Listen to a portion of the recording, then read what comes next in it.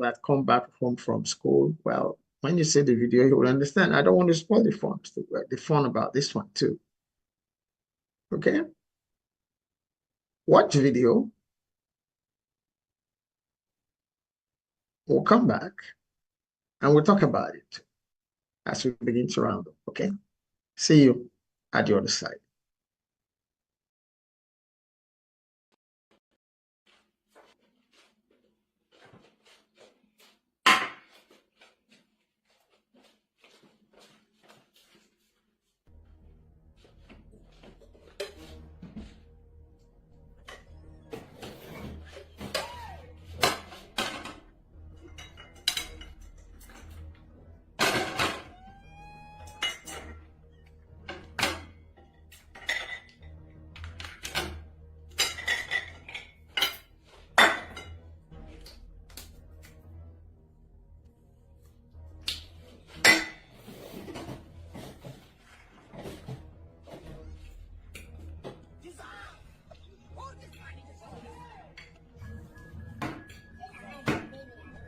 Where's my food, mommy? What is this? You see, you don't respect me. Well, I serve you. But I came from. I'm tired. I'm from school coming here now. And you gave me fun. When you came from school, you saw me in the kitchen, right? You came to sit here for me to serve you, right? All you know is press your phone. Did you even enter the kitchen to help me? But I greet you. Chew. That's your food.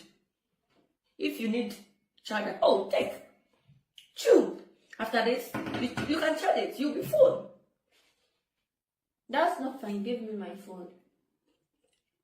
Where did you put it?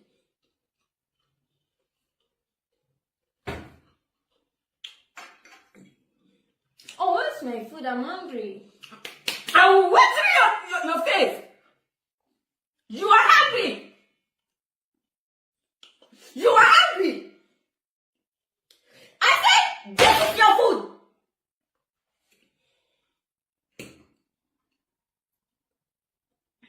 That's not. Try to stand with me at the kitchen, but you came here. You are not tired, right? You see, you are addicted. So you chew your phone. If you are full and the phone is still, you need to eat, you charge it and you chew again.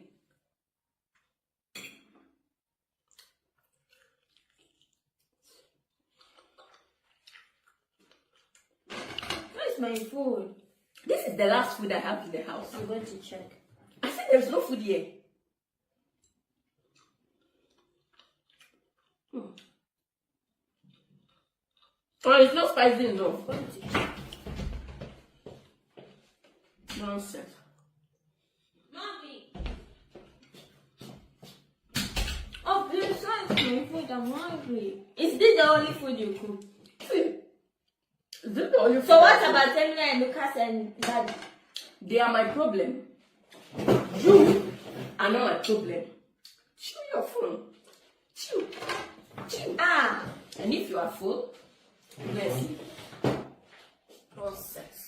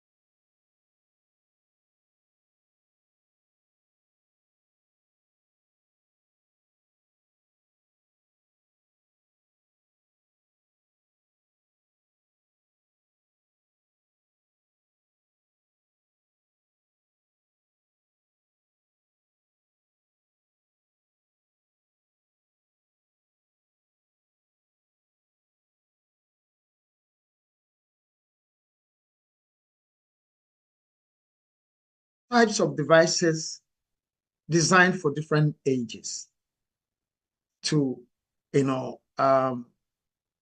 help with children's growth in different areas.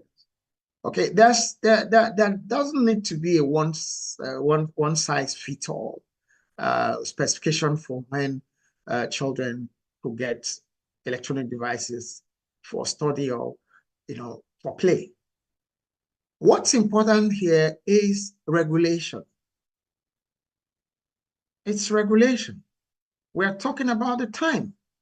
Obviously, the children in the two videos that we played are at the ages where they need their devices, either to do schoolwork or to research or even to play. Yeah, sure.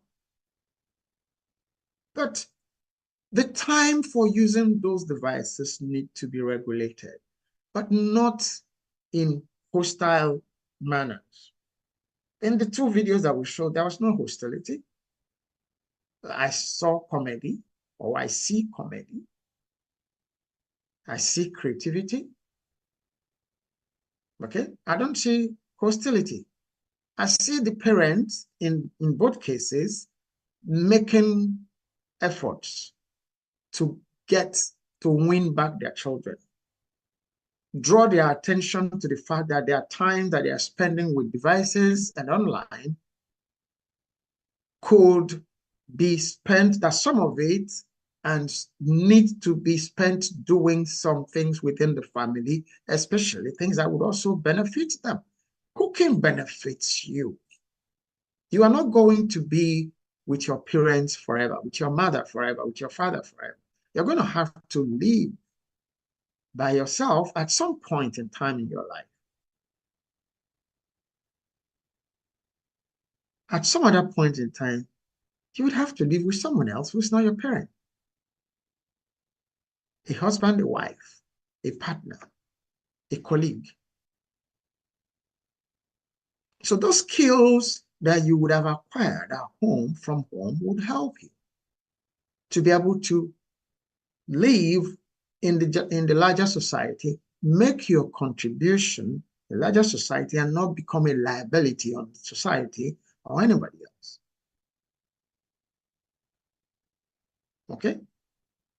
Devices are not the problem. They have been invented to help us. So let's keep devices to be the help they are meant to be, not intrusions, not invasion. Parents have a huge role to play in this.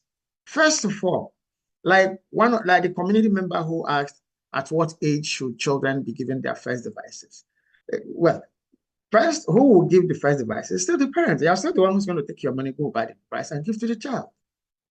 You'd even be happy that you're giving your child his or her first phone or whatever device.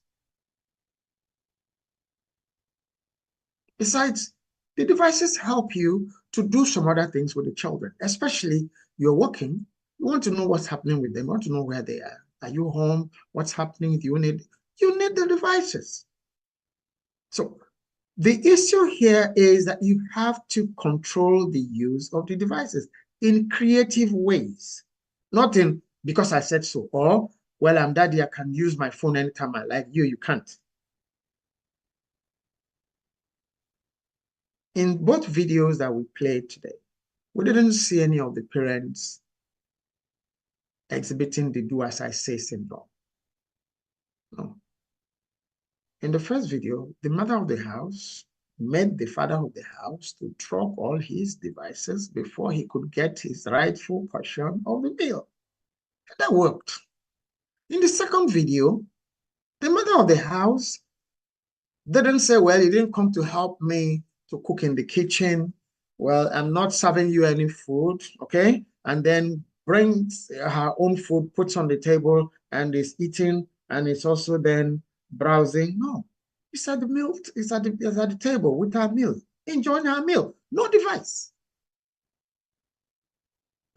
Mirroring the required and desired attitude. and behavior and practice. Okay? So you need to mirror all three: attitude, behavior, practice, that you want to see from your children. Like we said, they are watching you. They are watching us.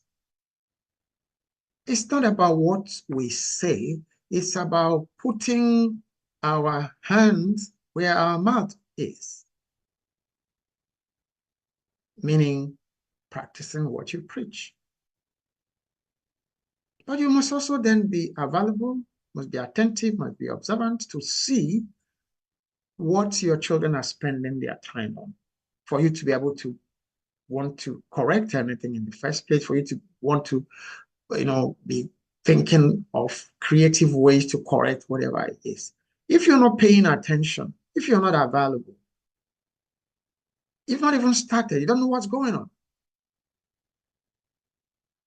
So you have a bigger problem. So you have to be available to observe your children, know their behavior, their attitude, their practices. The mother in that first video knew her husband, or knows her husband, to know that he usually has more than one device. And say, well, if you don't drop all of them, well, it's okay. You are the man of the house. Yeah, I give you, you're the man of the house. You can do whatever you like. Well, the result, another thing. But then I am in charge of this meal time here, okay? So I give you one piece of chicken and some little rice. You can go and eat with your device. Well, obviously the man wanted some and had to obey. You're teaching your children obedience as well, compliance, respect. It's important. The girl in the second video obviously didn't learn much.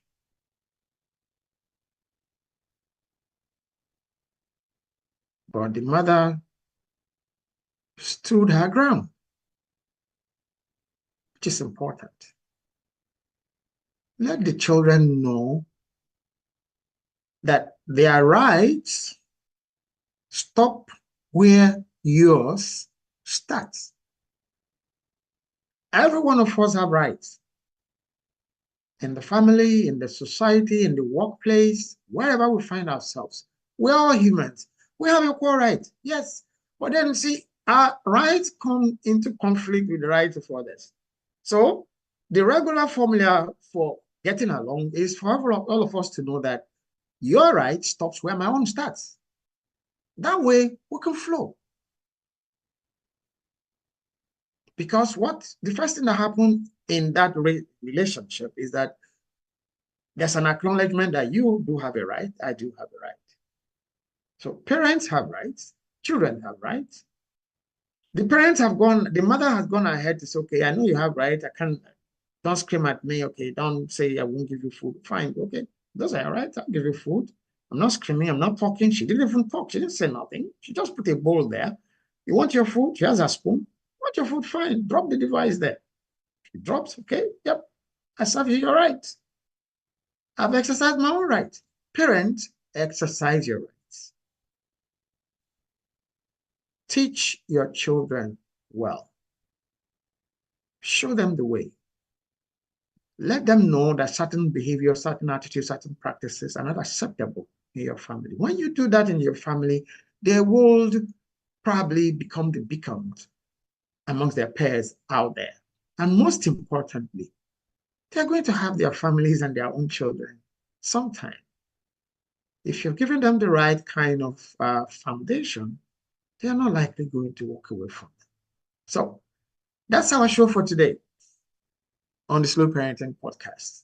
It's meal time, it's learning time, it's sharing time, it's family time, it's traditional time, it's cultural time.